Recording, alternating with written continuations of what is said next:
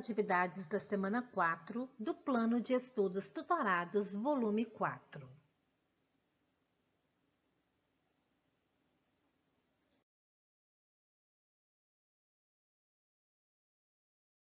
Questão 1. Gráfico de linhas é mais usado quando queremos analisar a evolução de uma situação ao longo de um período. A seguir, mostra-se um exemplo desse tipo de gráfico com uma breve avaliação da evolução do Produto Interno Bruto, o PIB, per capita, da dinâmica do consumo das famílias, também por habitante, e do recorte produtivo das atividades econômicas de 2010 a 2018. O PIB pode ser calculado por meio de 3 óticas: produção, despesa ou demanda e renda. A ótica da produção é obtida pelo valor dos bens e serviços criados na economia, segundo a contribuição de cada atividade econômica no processo produtivo. A ótica da despesa ou da demanda é medida pelo valor dos usos finais, que se dividem em consumo final, formação de capital e exportações, descontadas as importações. A ótica da renda é obtida pelo valor do pagamento, pelo uso dos fatores produtivos, que se distribui entre remuneração, excedente operacional e rendimento misto. Desde 2010, houve tendência de crescimento da parcela das remunerações do trabalho sobre o PIB, movimento que perdurou até 2015, estabilizando-se e regredindo nos anos seguintes. Assim, entre 43 países da base de dados da Organização para a Cooperação e o Desenvolvimento Econômico, o Brasil situou-se na 31ª posição em relação à participação das remunerações do PIB. Coloque V para verdadeiro ou F para falso.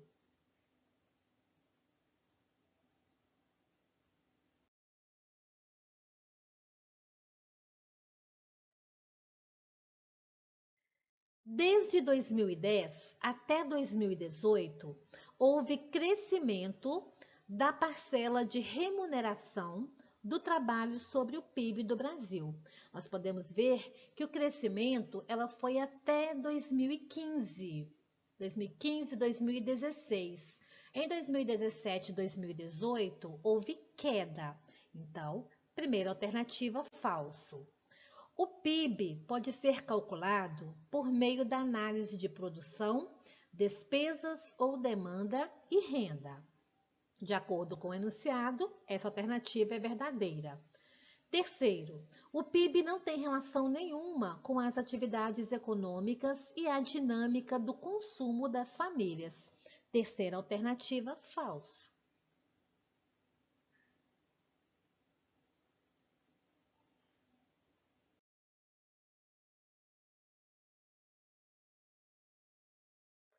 Questão 2, gráfico de colunas. Abaixo representa as proporções de ocorrência de 5 inadequações domiciliares selecionadas, permitindo comparar os resultados para a população com rendimento domiciliar per capita inferior a 5,50 por dia. O IBGE, em 2020, destaca a marcada concentração de renda observada no Brasil, bem como as significativas desigualdades regionais e raciais.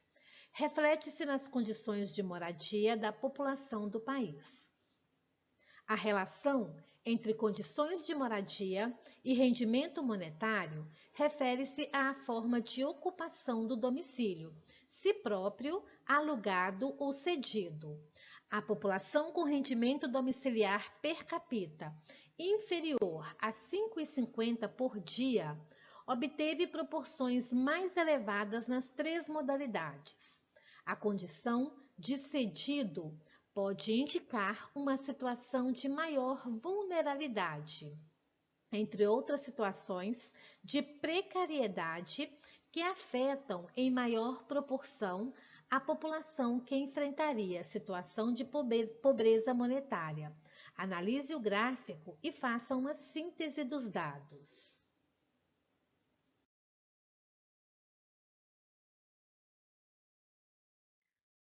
O gráfico retrata a proporção da população residindo em domicílios com inadequações domiciliares total e com rendimento domiciliar per capita inferior a US$ 5,50 diários, segundo o tipo de inadequação. Essas são informações de 2019. Representando em azul, total, em laranja, inferior, que recebe uma renda inferior a 5,50. Ausência de banheiros de uso exclusivo.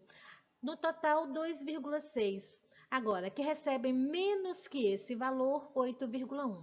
Nós podemos perceber que em todas as etapas analisadas, a coluna laranja ela está maior, ou seja, em todos os itens apresentados, fica evidente que a população de baixa renda ela é mais afetada em todas as situações pesquisadas.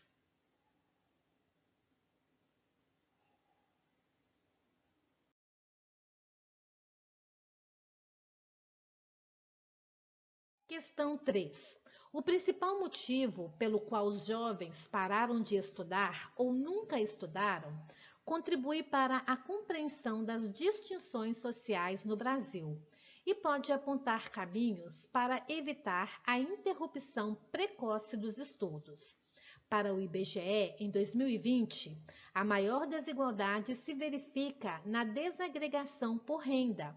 Apenas 7,6% dos jovens pertencentes ao quinto da população de menor rendimento domiciliar per capita frequentavam ou já havia completado o nível superior. Em 2019, uma proporção 8 vezes inferior à verificada entre os jovens do quinto da população de maior renda, 61,5%. A análise do gráfico de pizza abaixo mostra que a necessidade de trabalhar apareceu como a resposta mais recorrente. As mulheres, por sua vez, além de interromperem os estudos em consequência de gravidez, representadas por 11,8%, também o fazem por estarem mais atribuídas aos afazeres domésticos e do cuidado de crianças e adolescentes, idosos e pessoas com deficiência, 6,5%. Motivo pouco expressivo para os homens, que representa apenas 0,5%. Essas informações servem para o planejamento de políticas públicas que fomentam o ingresso e reingresso dos jovens ao sistema de ensino.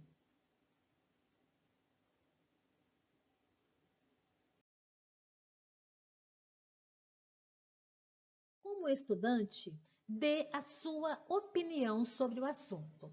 Então, lembrando, o que os dois gráficos retratam? Distribuição percentual dos jovens de 15 a 29 anos de idade que não estudavam e não tinham concluído o ensino superior, por sexo e principal motivo que pararam de estudar ou nunca estudavam. Olha só, entre os homens, 43,1% precisava trabalhar.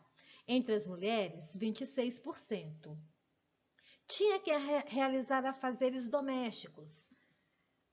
Não tinham escola, né? Então, nós temos aqui as várias situações pesquisadas. Então, o que nós podemos concluir?